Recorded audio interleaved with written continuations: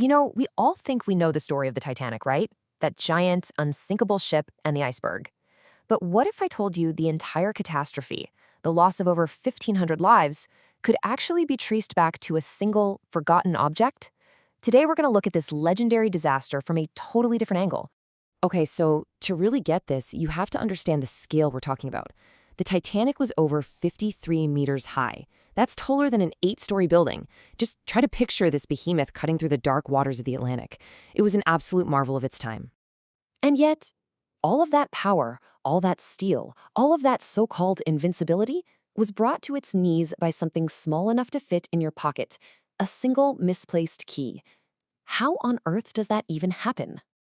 Well, our story really kicks off on April 10th, 1912.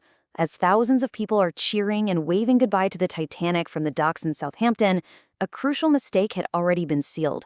An oversight that was about to turn this state-of-the-art ship into a tomb. You've heard of the butterfly effect, right? This story is the perfect and, honestly, the most tragic real-world example of it. The idea that one tiny little action, in this case a man just putting a key in his pocket, can ripple outward and create a catastrophe of historic proportions. So what was this huge mistake? Well, it wasn't some grand conspiracy or an act of sabotage. Nope.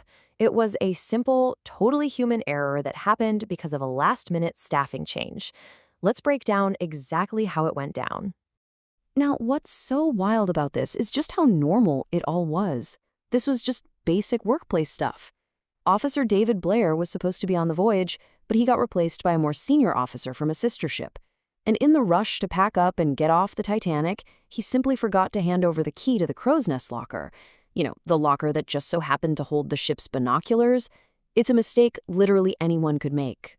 Now, you might be thinking, okay, a missing pair of binoculars, that's an inconvenience, sure, but a disaster? Well, on the very specific night of April 14th, that small problem turned into a fatal weakness, all because of a crazy, unique set of conditions out on the ocean. And this is exactly why those binoculars were so critical. The conditions that night were just eerily perfect for a disaster. The sky was pitch black, no moon at all. The sea was as flat as a sheet of glass, which meant there were no waves breaking against the iceberg to create that white foam you'd normally see. And on top of all that, a biting cold wind was making the lookout's eyes water constantly. Their only tool, their own eyesight, was almost useless. So here's where all those tiny pieces start to click together into one tragic picture. You've got lookouts who are basically blind and a ship barreling ahead at nearly full speed. Every single second was about to count. Just look at this impossibly short timeline. The ship is moving at about 40 kilometers per hour, and it's just 1 minute away from impact when lookout Frederick Fleet finally spots that dark mass up ahead. He slams the warning bell, he calls the bridge, but by the time the order is given to try and turn this massive ship, it's just way too late. And here's the thing about the impact.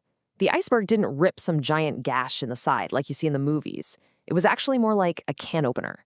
It scraped along the hull, popping the weak iron rivets that held the steel plates together.